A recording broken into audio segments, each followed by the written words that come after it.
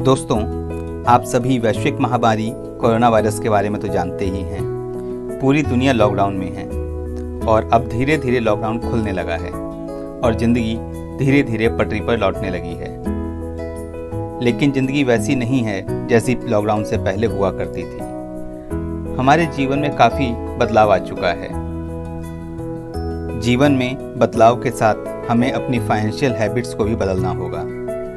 इस वक्त बचत ही आपका बचाव है। इस चीज़ को समझिए, ये बचत भी आपका रेवेन्यू का साधन है, क्योंकि कोरोना काल में कई लोगों की नौकरियां जा रही हैं, सैलरी में कटौती हो रही है।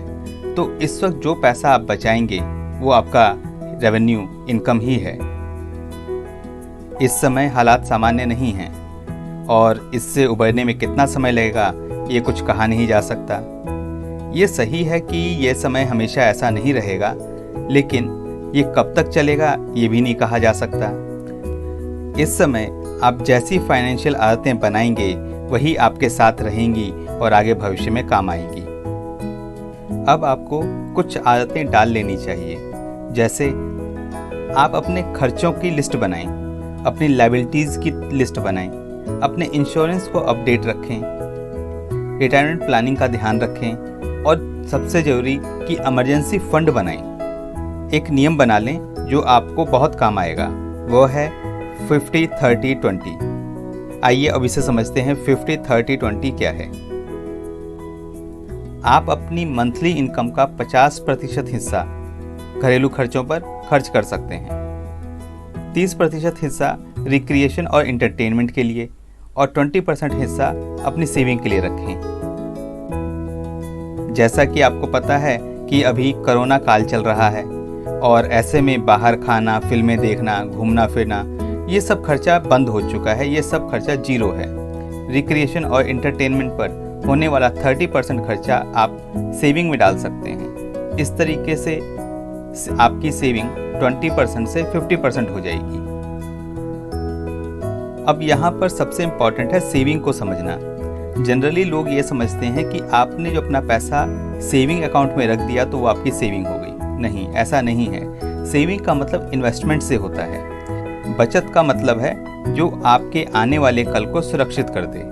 इन्वेस्टमेंट को हम एक अलग वीडियो में डिटेल में डिस्कस करेंगे। अभी यहाँ शॉर्ट में से समझ लेते हैं। सेविंग में सबसे पहले आता है इंश्योरेंस, इसलिए इंश्योरेंस की ज़रूरत को पूरा करें। अपनी लाइफ की सुरक्षा के लिए टर्म इंश्योरेंस और लाइफ इंश्योरेंस बहुत ज़रूरी है और हेल्थ इंश्योरेंस को भी अपनी लाइफ का हिस्सा बना लें।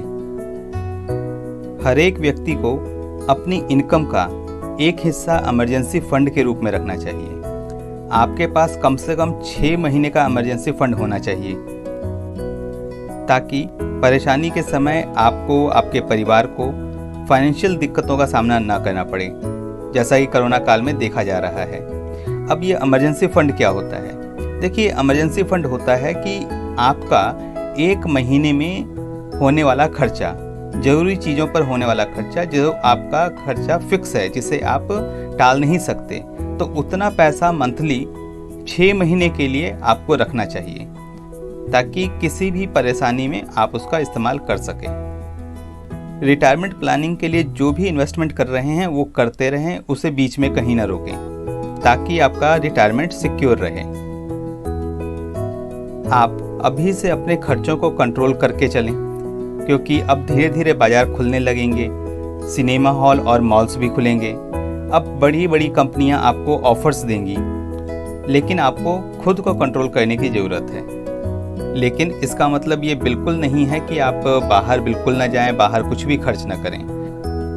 आखिर आप पर दूसरे लोगों का रोजगार भी तो निर्भर करता है। लेकिन कुछ ऐसे खर्चे हैं जो अभी टाले जा सकते हैं, जैसे नई गाड़ी लेना, मकान लेना या कोई लग्जरी आइटम लेना, जिसे अभी टाला जा सकता है।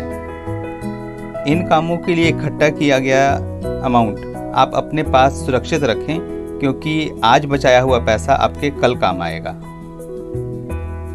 आप अपनी सेविंग को एक ही जगह इन्वेस्ट ना करके इसे डाइवर्सिफाई करें।